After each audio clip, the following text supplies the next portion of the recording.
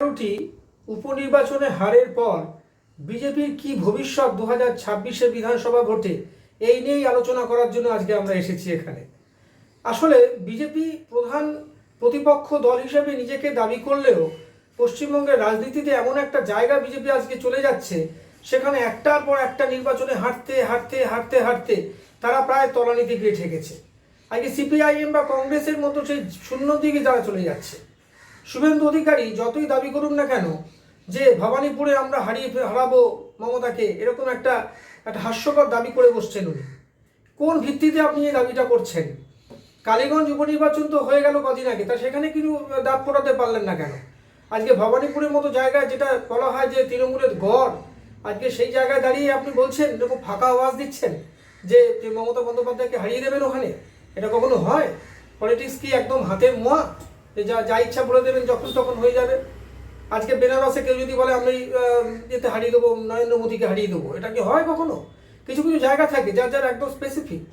আজকে কেন আপনি এই জায়গাটাতে কেন আপনারা করছেন? গোটা পশ্চিমবঙ্গটাতে কি সংগঠন তৈরি করছেন? কেন আজকে 11টি উপনির্বাচনে হারতে হলো আপনাদের? কেন আপনাদের টিম হিসেবে দেখা যাচ্ছে না? আজকে শুভেন্দু অধিকারী একার ঘাড়ে যেন বন্দুক নিয়ে চলছেন, তিনি যেন কোথাও গিয়ে একটা বড় দায়িত্বপ্রাপ্ত হয়ে গেছেন, তিনি যেন মুখ্যমন্ত্রী মুখ, এরকমই একটা পারসেপশন তৈরি করার চেষ্টা করছেন। কিন্তু একটা কথা মাথায় রাখবেন যে বিজেপি যদি কোনোভাবে দল হিসেবে না লড়তে পারে, তবে কিন্তু বিজেপির সম্ভাবনা প্রায় ক্ষীণ এখানে। কারণ পশ্চিমবঙ্গের রাজনীতিতে আপনাকে একটা যদি অর্গানাইজড হয়ে আপনি না দেখাতে পারেন, তবে কিন্তু যে বিরোধী পক্ষ, যেটা আপনার যে এক্সিস্টিং যে রুলিং ক্লাসের যে তাদের যে অপোজিট যে ভোটটা আছে, সেটা কখনোই একটা বাক্সে হবে না। আপনাদের আরেকটা দাবিও মিথ্যা পর্যবসিত হলো। সেটা কি? আপনারা বলেছিলেন যে কালীগঞ্জ উপনির্বাচনে হিন্দুত্বের সমস্ত ভোটটা আপনাদের বাক্সে গিয়ে পড়বে। সেটা কিন্তু হয়নি। কিছু হয়েছে, সামান্য কিছু কনসলিডেশন হলেও ম্যাক্সিমাম কনসলিডেশন কিন্তু আপনারা করতে পারেননি।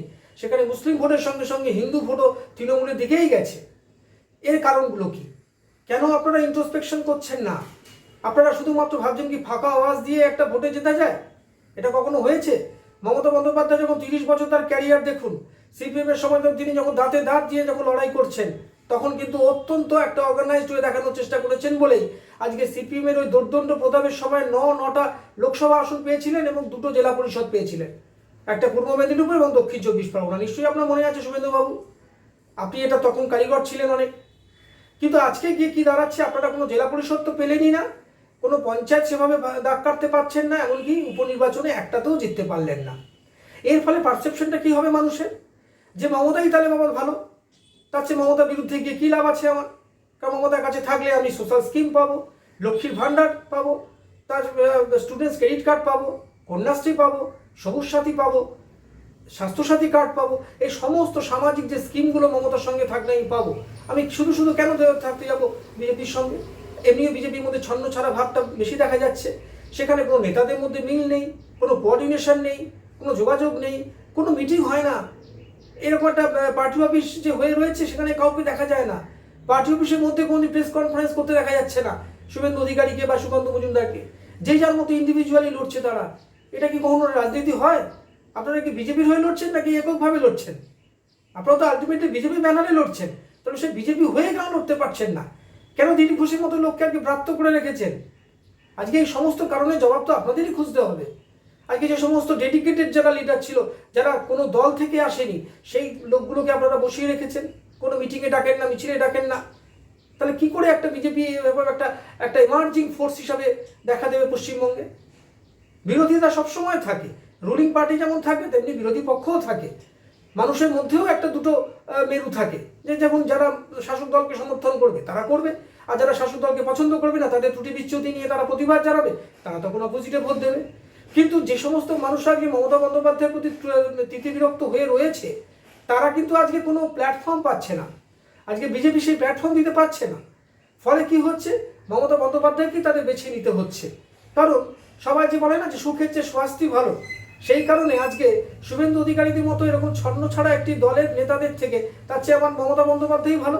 সেখানে গেলে আমি অন্তত সোশ্যাল স্কিমগুলো পাবো, সেখানে গেলে আমি অন্তত কিছু কথা শুনতে পাবো, তাদের কিছু প্রতিরোধ শুনতে পাবো।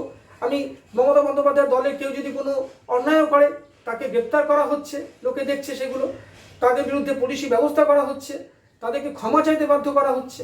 কিন্তু কি দেখা যাচ্ছে, শুভেন্দু অধিকারী বা সুকান্ত মজুমদার যদি কোনো বাজে কথা বলে ফেলছে, তারা কখনো ক্ষমা চাইছে না প্রেসের সামনে। এমনকি দল থেকেও তাদেরকে কোনো তাদের স্ট্রিকচার দিচ্ছে না যে না এটা বলা উচিত নয়, এগুলো বলছে না। যখন শুভেন্দু অধিকারী ওই জুতার তলায় থাকবে এরকম ধরনের মন্তব্য করছেন, বা রিসেন্ট যে আপনার মন্তব্য সুকান্ত মজুমদার, সেগুলো নিয়ে কিন্তু পার্টি কোনোভাবে তিরস্কার করছে না। এর ফলে মানুষের মনে কি হচ্ছে, একটা কেমন একটা যে ছন্ন ছাড়া ভাব আছে, বিরোধী দল হিসেবে তারা কাউকে দেখতে পাচ্ছে না।